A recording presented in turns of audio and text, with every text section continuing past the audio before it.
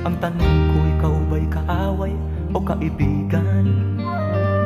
Bakit ganyan na lang ang nararamdaman? Usap-usapan ka ng mamamayan. Karding,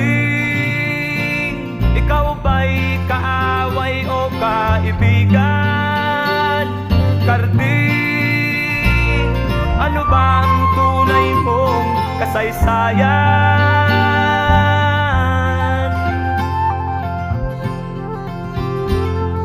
Lahat nagtatanong, ano ba ang nangyari?